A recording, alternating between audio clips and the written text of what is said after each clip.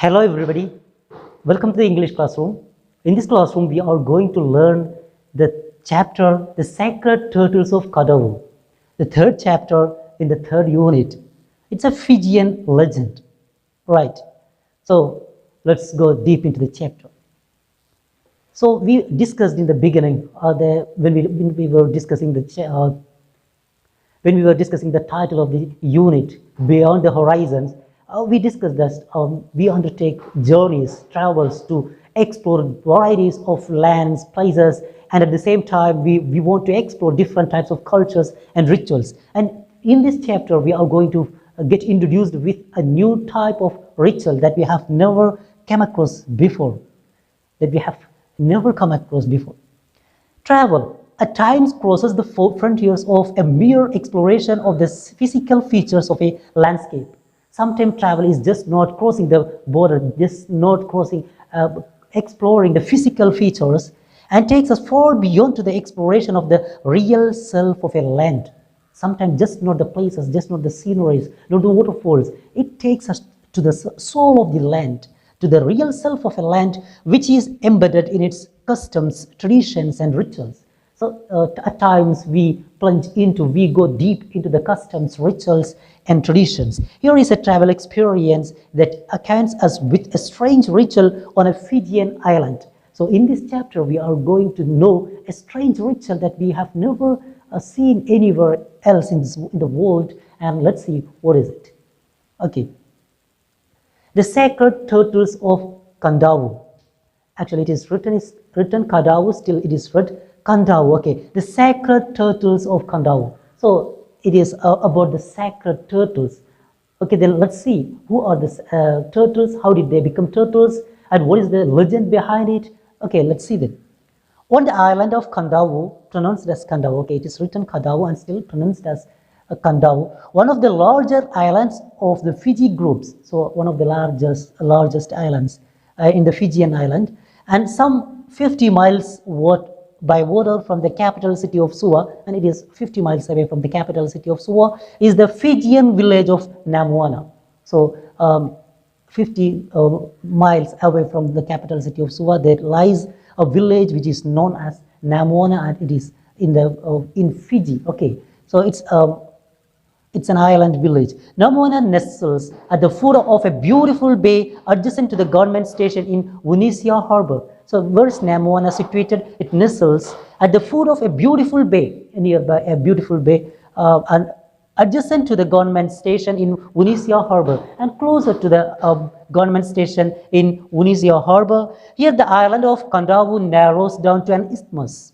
Right here, the island narrows, comes closer, and it becomes an isthmus. Isthmus means a narrow land, a narrow area, on either side there is water, right? So just this narrow piece of land breaks the water, understood? In either side there is water, and this narrow piece of land connects bigger lands too. That's called isthmus. Okay, and by climbing the hill behind Namoana village, one can stand on the saddle and look out to the sea, to the south and to the north. So the piece of land breaks two seas, right? The sea to the south and sea to the north. So if you climb on the saddle, and one can stand on the saddle and look out. So saddle means a lower place between two cliffs, right? Cliffs you have already known, a bigger rock that's rise towards the sky, and between two bigger cliffs there is a lower place, and it is called saddle. And if you stand on the saddle, there you can see both seas to the north and sea to the south. Okay, then here are some pictures of Kadavu Island. You can see the cliffs here and here, right? And it's just like a bay. The water comes inward in a broad way, and the land area covers it, right? So this is just a picture of Kadavu Island, and this one also you can see a cliff and people sitting on there. And here is the map of Kadavu Island, and here it is Unisia. You can see, I just wanted to show you this picture. And here you can see a narrow piece of land, right? Narrow piece of land that blocks these both seas from coming together, right? So So this is called isthmus, right? Isthmus, isthmus means this divides the both sea. Okay, this is for Kadavu Island. You can see how big it is, right? Okay, then now legend says that in the days gone by, the warriors of Kadavu slid their canoes on rollers up over the narrow neck of land to save the long journey around the east coast and the west of Kadavu Island. So legend says there is stories told that warriors of olden age, they used to carry their canoe, their boats. They used to slip their canoes on rollers. They used some kind of rollers, some kind of tires and wheels they used, and using the rollers, they slid their canoes through the over the narrow neck of land. They just slid their canoe through the land area to the next sea, right, to save the long journey around the east coast and the west of Kadavu. So by doing so, they can save a lot of journey, right? You have seen the image here. So if you want to get from here to here, it is only just a small piece of land. So if you use some kind of rollers, and you can take your canoe from here to here, so that you can save a long journey of going around this island.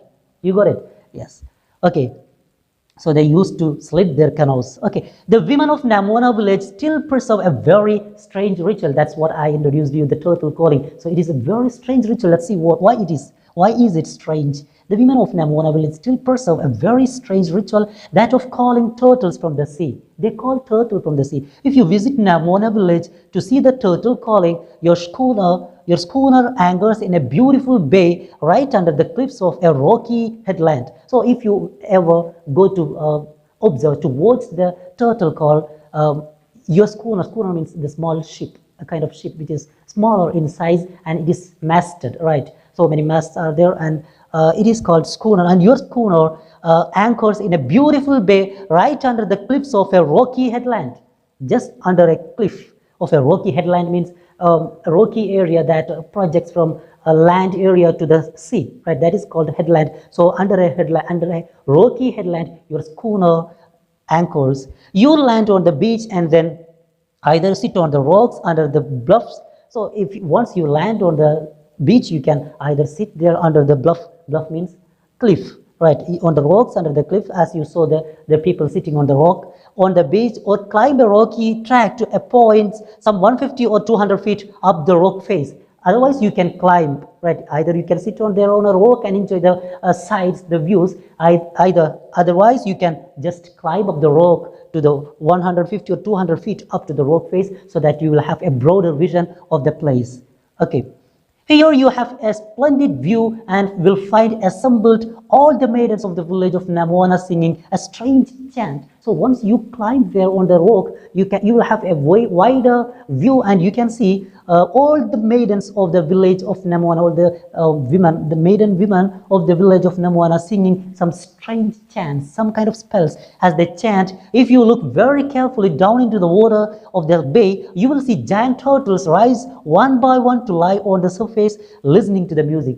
So that happens when the ladies chant the chants, when they use some kind of spells. You can see, if you observe so closely, that you can see giant turtles come forward from the water. They rise to the surface and they come to the shore, and they lie there listening to their voice. That is the turtle calling, surface, listening to the music. This is not a fairy tale. This is not just a tale, just not an imagination. It's actually does take place, and the water in this area is forbidden for the fishing of turtles. So it is not just a story. It doesn't happen only in stories. This happens in reality, and this place is forbidden to hunt turtles. You can't fish turtles here in this area. Another interesting sideline to this performance is that if any member of the nearby village of Nabukalev is present, then the turtles will not rise to the surface of the bay, and the turtle calling will have to be abandoned. Look at the strange thing, this will happen only the women present there were from Namwana village. Only the women from Namwana can call turtles to the shore, and if anyone from the village of Nabukalev present among them, no turtle will come to the shore. If any member of the nearby village of Nabukalev Nebuchadnezzar is a nearby village, is present there among the group, then the turtles will not rise to the surface of the bay, and the turtle calling will have to be abandoned. So they won't come outside, and we will have to stop it, because we can't do this continuously without having any effect. So if there is someone from Nebuchadnezzar, the turtle calling will have to be abandoned. As is usually the case with such strange ceremonies and customs, in Fiji, the turtle calling is based on an ancient legend still passed on from father to son among the Fijian people of Kadavu. So there is a big story, there is a legend behind this ritual too. Behind all the ritual, there will be a story, there will be a legend, just like that. As the case of all the rituals, behind this ritual, there is a story, there is a legend that is passed from father to son, from generation to generation among the people of Kadavu. What is the story? Many years ago, in the beautiful village of Namoana on the island of Kadavu lived a very lovely princess called Tinekobaga. So many years before, in the beautiful village of Namoana, there lived in the island, there lived a very lovely princess called Tinekobaga, who was the wife of the chief of Namoana village, and she was the wife of the chief of the Namoana village. Tinekobaga had a charming daughter called Rodalis. Okay, and Tinekobaga's daughter's name was Rodalis, sweet name, right? Okay, and the two women often went fishing on the reefs around their home. And these two women, Tinekobaga and Rodalis, used to go for fishing, went fishing on the reefs around their home. They went fishing on the reef. Reef means you can see the seashore. In the sea, you can see so many rocks, rocky area in the sea. Sometimes it is made of what? Made of sand, right? Sometimes higher than the coastal area, sometimes lower than the coastal area. Anyway, it is a difficult place for the ship to land there. So it is called reef. So these women used to go fishing there on the reef. Then what happened? Once, Tinekobaga and Rodalis went further afield than usual. So once they went for fishing, and that day they went afield, they engaged in fishing, they went a long way than usual, longer way than usual. They waded out onto the submerged reef. They wade means to walk through the water, and they waded out onto the submerged reef. They waded and climbed on the submerged rocks in the water, which stretch out from the rocky headland to the east of the bay on which Namoana village is situated. And this reef is stretching from the rocky headland that we said in the beginning. Starting from there, it moves on eastward to the Namoana village, right? And they climbed over the reef. Then what happened? They became so engrossed with their fishing that they did not notice the stealthy approach of a great volcano.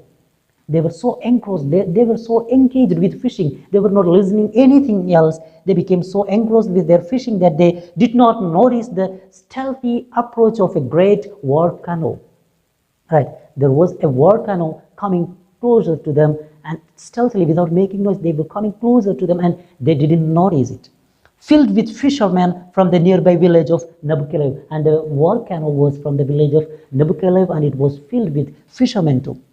This village is situated in the shadow of Mount Washington. Nebuchadnezzar is situated in the shadow of Mount Washington, the highest mountain on Kadavu Island. Mount Washington is very famous, and it is the highest mountain on Kadavu Island. Today, Mount Washington is well known to mariners because there is a splendid lighthouse. Nowadays, it is very famous for mariners because there is a splendid lighthouse. They are warning them of the dangers of the rocky coastline, because the lighthouse warned the mariners that there is a rocky coastline. Beware of the rocks once you anchor your ship. So it is now the Mount Washington is very famous. So what happened to Rodalis and Tinekobaga? Suddenly the fishermen leapt from their canoe and seized the two women. Suddenly they jumped, they leaped. Suddenly they leapt from their canoe and seized the two women. They caught, bound their hands and feet with wine, with some wild wine. They bound their hands and feet, tossed them into the bottom of the canoe, and set off in great haste for home. After tying their hands and legs, they tossed them, they put them into the canoe, and they started to set off in great haste for home. They started to moved towards their home in a haste. Although the women pleaded for their lives, they requested, plead means request, they pleaded for their lives. The cruel warriors from Nebuchadnezzar did not listen to their entreaties. Even though they pleaded, even they requested, their requests were not listened, were not taken to granted. Right? They just turned a deaf ear towards their request. The gods of the sea, however, were kind. So the gods of the sea were kind, and soon a great storm arose, and the canoe was tossed about by a huge wave. So as the gods of the sea were about to help them, they created some kind of gigantic waves, and a great storm arose, and the canoe was tossed about by a huge wave. By huge waves, the canoe was tossed, and which almost swam it, and it almost filled with water. As the canoe foundered in the sea, and it is filled with water and about to sink, the fishermen were astounded to notice that the two women lying in the water in the hold of the canoe had suddenly changed into turtles. And when these men look at these ladies, they have seen these two ladies have been changed into big turtles. Changed into turtles, and to save their own lives, the men seized them and threw them into the sea. So they were afraid of their life. So they seized these women and slid them into the water, threw them into the sea. As they slipped over the side of the canoe, as these two turtles slipped over the side of the canoe, the water changed and there were no more waves. So as Rhodalis and Tinekoboga escaped from the grasp of these men, of these cruel men, the weather changed and there were no more waves. Right, that's the story behind. The Nebuchadnezzar fishermen continued their journey back to their home village. They continued their journey, their voyage towards their home village. And the two women from Namuana who had been changed into turtles lived on in the water of the bay. And these two women, Rhodalis and Tinekoboga, they continued their life in the water on the bay. It is their descendants today who rise from the water when the maidens of their own village sing songs to them from the cliffs. So now the turtles that come to the surface and to the shore are the descendants of Rhodalis and Tinekoboga. Right. So when women from their own village sing song, chant, spell, they come outside to see them. Right. The translation of the strange song, which is chanted on such occasion, is as follows. Then what is the translation of the song that they chant? The women of Namuana are all dressed in mourning. Women of Namuana are dressed in mourning. Each carries a sacred club, and each one has a sacred club, means a heavy stick with them, each tattooed in a strange pattern, and each woman tattooed in a strange pattern. Do rise to the surface, Rhodalis, so we may look at you. So do rise, do come outside, do rise to the surface. So Rhodalis, so we may look at you, so that we can see you. Do rise to the surface, Tinekoboga, so we may also look at you. You also come outside, so we may look at you. Right, so that's the translation of the song that they sing. You may doubt the truth of the legend. You may find it hard to believe this legend, but you cannot doubt the fact that the chanting of this strange song does. So you can't deny the fact that these women chant the song, and its translation is this. And the thing happens is the turtles from the island come outside. They come to the surface. Chanting of the strange song does in fact lure the giant turtles. They attract the giant turtles to the surface of the blue water of the bay near Namuana village on the island of Kadavu. So you can't deny the fact. May you find it difficult to believe the legend, but once the women started to sing the song, it attracts the giant turtles of Kadavu and they come outside. So that's the story all about. Hope you understood. It is a very small legend from Fiji. It is easy to understand. Read the chapter and go through read the chapter and understand it. Okay, and here there is a small glossary. It's there in your textbook. You can read it. Okay, and understand the meaning of words. That's all for now. Thank you for listening. Have a great day.